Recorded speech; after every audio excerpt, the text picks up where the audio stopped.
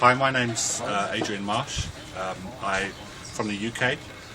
I run a research company called AM Innovations, which specialises in Tesla research, high voltage power research, and the kind of things that we're investigating here at the ESTC 2019 conference. So today what we were doing is we had the Colorado Springs scale model. Now we did some running of that yesterday with a linear power supply, but obviously we didn't have that power supply today. So we needed to find a new way to actually drive that system so we could carry on with the experimentations, and particularly with some of the more unusual Tesla experiments would be nice. So what we decided to do was to take one of the spark gap generators from the Multiwave Oscillator initiative and to retune that into a generator that we could use to power the Colorado Springs. So that was in conjunction with Eric Dollard, and to start that we looked at how to tune the system. So that is using technology that Tesla didn't have, but we have the luxury of having that in the modern era. So we did what's called vector network analysis using a vector network analyzer, and what that equipment does is it looks at the network it's connected to and it tells you all kinds of useful parameters and information. So it's looking at it in the frequency domain, and it's all about looking at the impedance of the system over frequency, and that shows us important information like where do the coils resonate, what frequency do they resonate at, what is their impedance, and that tells us how we should match the system to the generator.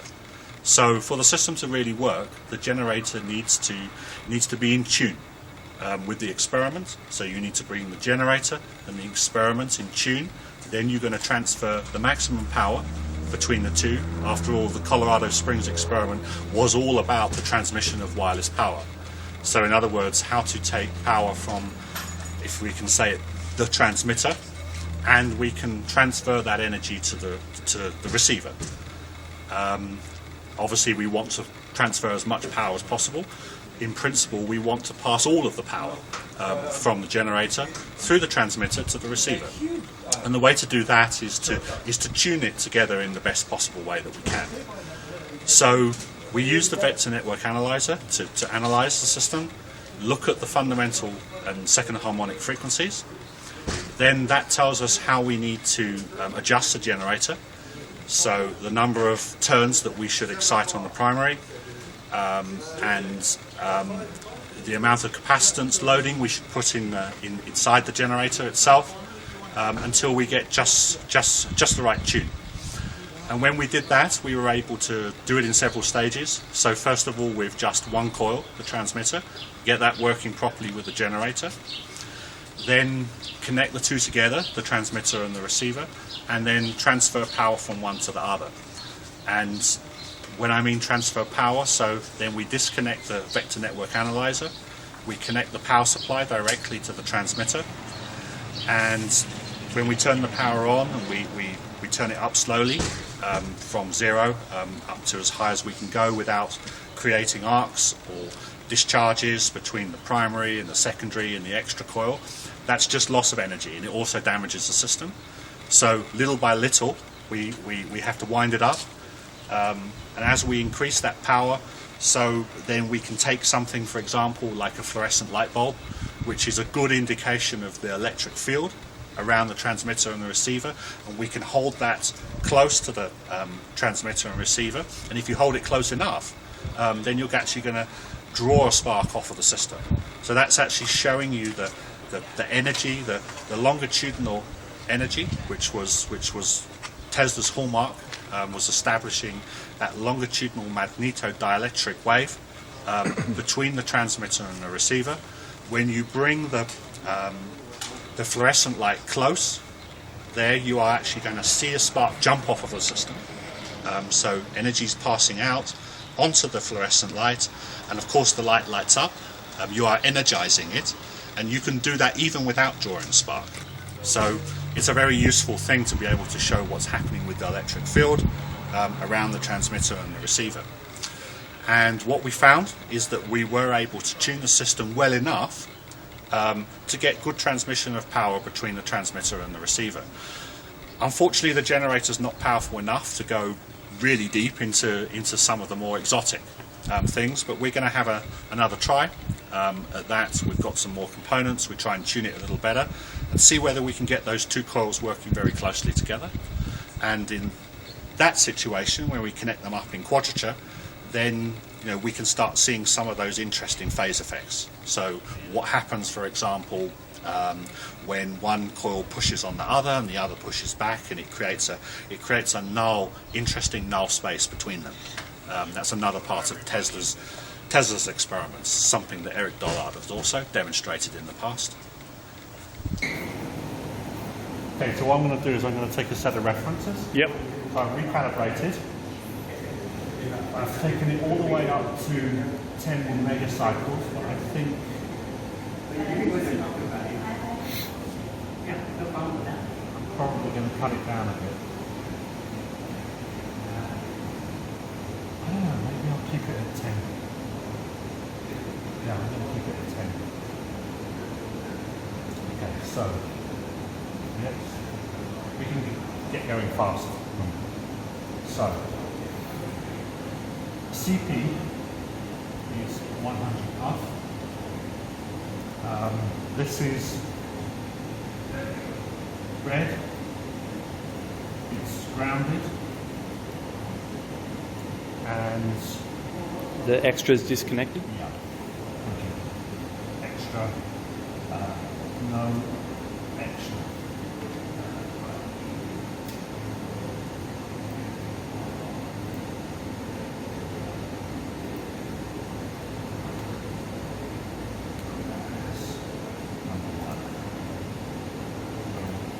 Work up a rhythm here. Okay, so where do we go to from here? We need to reconnect the extra coil. Yeah, the extra, yep.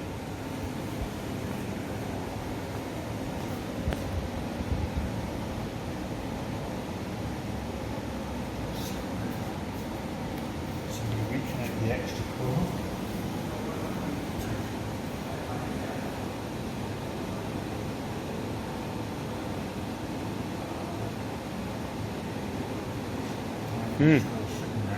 Yeah.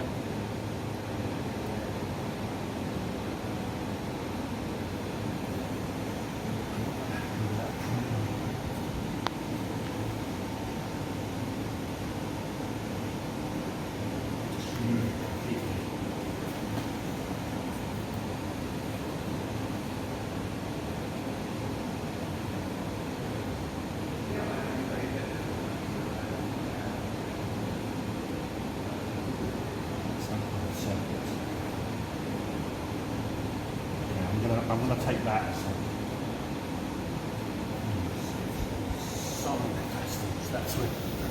It's with 26 because it's even though it's set to 0, it ought to have a little bit of loading. Mm-hmm.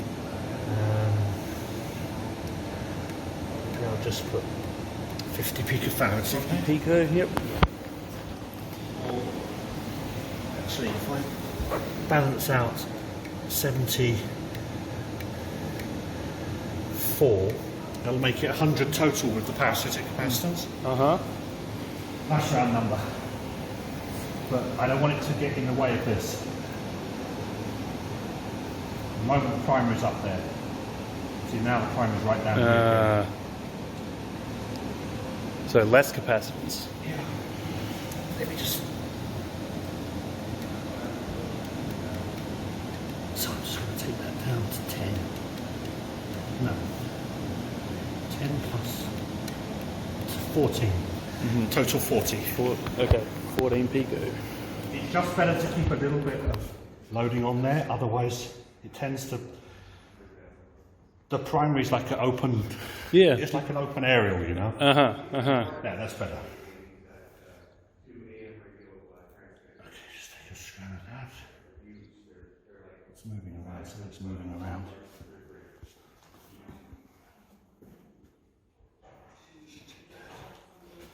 Just check these contacts.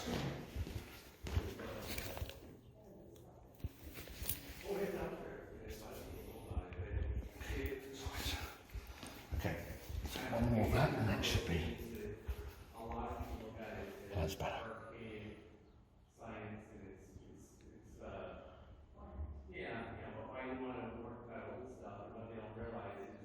Good. Okay. So we export that. What did I put in total? That was 40. Yeah, you put 14 on the load, yeah. 14 plus 26. 26 is its parasitic capacitance. And we've got the extra. Extra's connected and the ground's connected. Okay.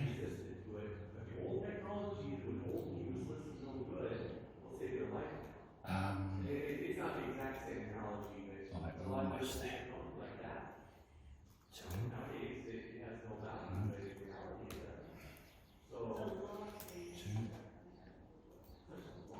Right, let me just take that. Now we've set that. Okay, so the extra coil's disconnected. Yep. We measure that again.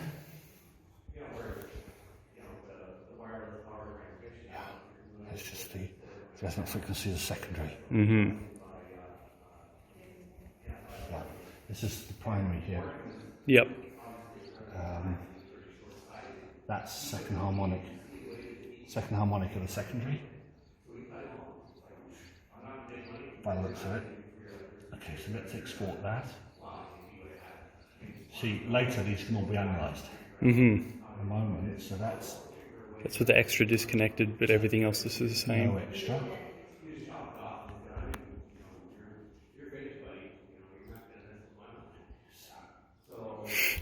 What's funny is Tesla had none of this. I know, indeed. Indeed. Crazy bastard. Okay. Good. Now we can put this back in. Okay. Put the extra coil back in. Just make sure we've got the same, and then we'll unplug the. That should essentially go back to what it was.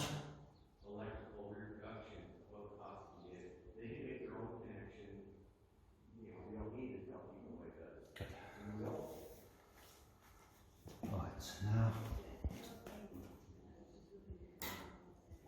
that.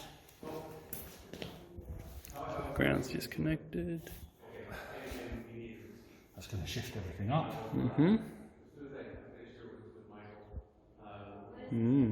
Very nice. Yeah, you get lovely detail out of this.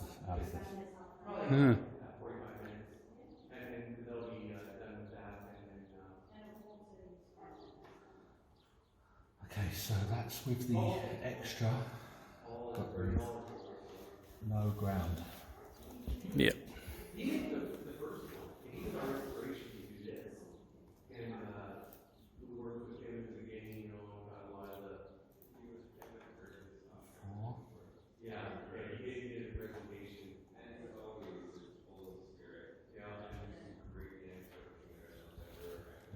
No ground.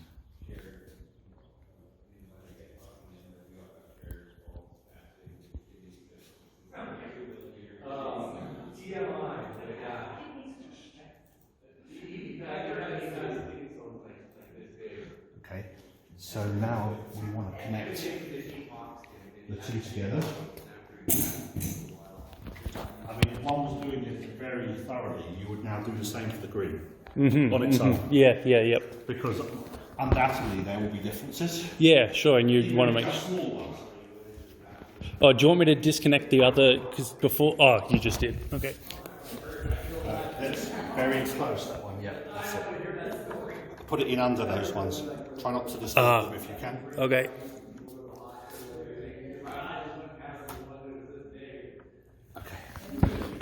Okay, so now the second coil's connected.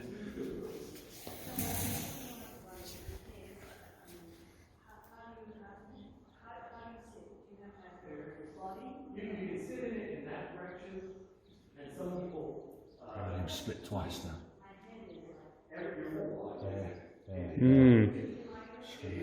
So it's consistent. That's pretty good. Yeah, that's You can see the line for the scanner going across. Yeah, yep. Okay, we'll save that. So we'll export that. That's red plus green. Ground. Extra coil.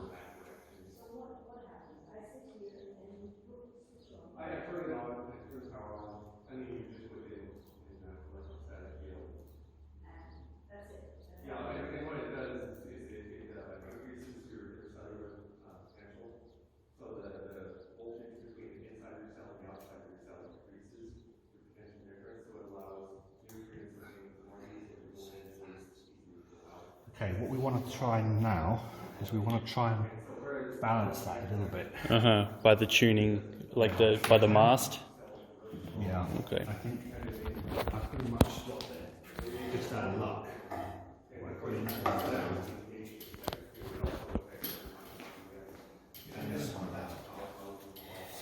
Oh, truly. I think, yeah, that was. I put them fully down. It was pretty good. I mean, we have to see that again if that's the case. Yeah. See, so you're looking for the peaks to be about the same height. Yeah. Okay. We might have to focus in on that a little bit because it's hard to do at this kind of resolution. Mm-hmm. Let's see. If we took that down to what's that? It's about, call it 3 megahertz. Yeah. I'll have to recalibrate. Take that down to 3.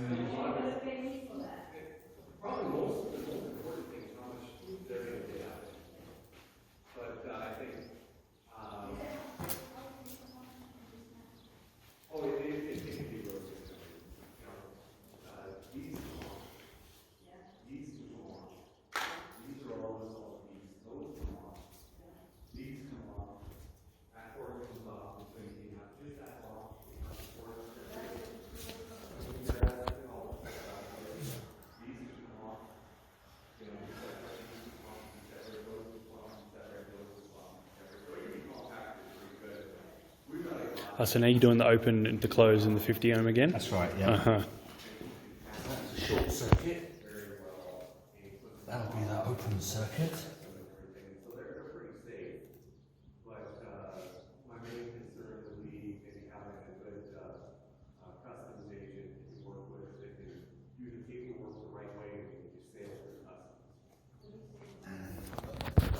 Load.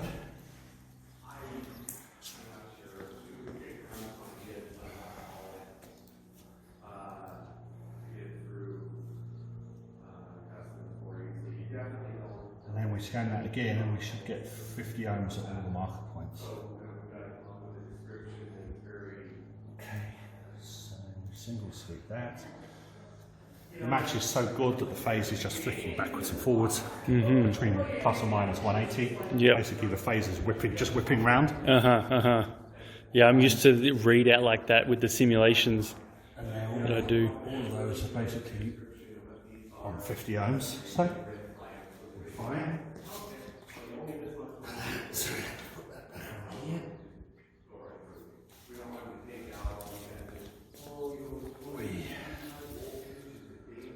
Make a more accurate scan.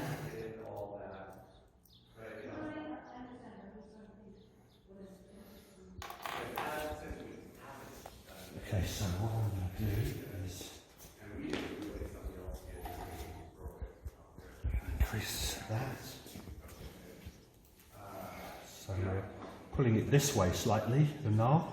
It makes it worse. Yeah, worse. So what we're going to do is we're going to pull that down, pull the other one up, because we've got to pull the knob this way a bit. Yep. It's like the concentration is currently on this coil.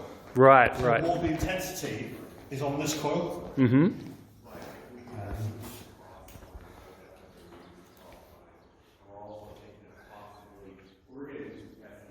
Okay, now we Yeah, go the that's other way. yeah. So that means we pull this one. Pull it back this way. Obviously, we could do this real time, but Oh, that's really good. that's pretty good. Yeah. Not so easy to get that one balanced at the same time. Actually, that's really hard to get that balanced, but that's pretty good. I'll just scan that again just to see whether we're happy with that. Yeah, Yep. that's pretty good. Yep. Yep. That's, as far as the first harmonic goes, that's pretty good. To get that one, it is possible to get that one balanced as well, but you have to start fiddling around Right, with all the little bits of wire and stuff like that. Yeah. I mean, running here, that would be about the optimum. So that means 858 kilocycles. They were running at 850. Ah, 858 is that's really close. second one 993. So they've also compacted slightly. Before they were a little bit further, now they're level and compacted. And you would find the null about where that red marker is. Yep. Yep. Yep. It would be because the electric and magnetic fields of induction are equally, the boundary is the same. Right. So right. they see the boundary. All of this is about balancing the electric and magnetic fields of induction. And in that situation, the null is essentially here, and the fields are balanced here, Yep. coming to a null, and then increasing and balanced here. And then you would put a load, obviously that would change slightly. Yep. If you were to load that and put a load on there, then that would shift. That would rebalance it. That's about the right balance. Without any, but you see, it's probably mismatched like that because there's no load here. If we shorted that and we put a load on there, it would go out, and you'd probably find we'd have to rebalance them and they'd be almost the same height. Right. Right. Depending on how accurate the coils are made to each other. They. I mean, not your eyes can be deceiving, but they look pretty good. Yes. Oh, but it only takes small differences. Yeah. Like yeah. particularly in the wire length. Let's just save that one. Now that was that red plus green, no ground, with the extra. Yeah. Still balanced. 14. Balanced wire extensions. It's a pity we don't have a ruler. Oh no, what am I saying? I do have a ruler. Wire extensions. So let's just measure.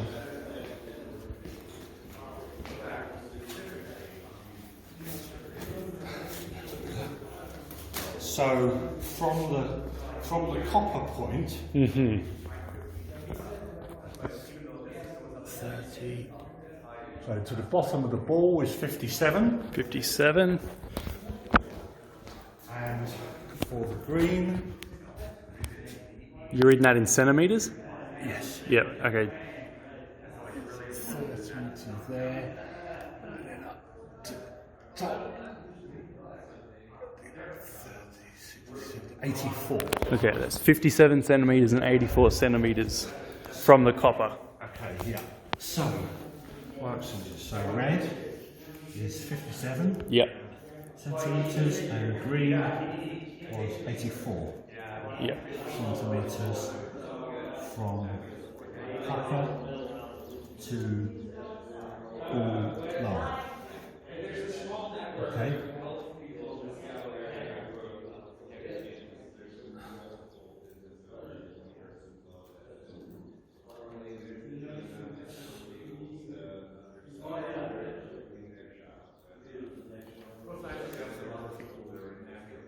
Good.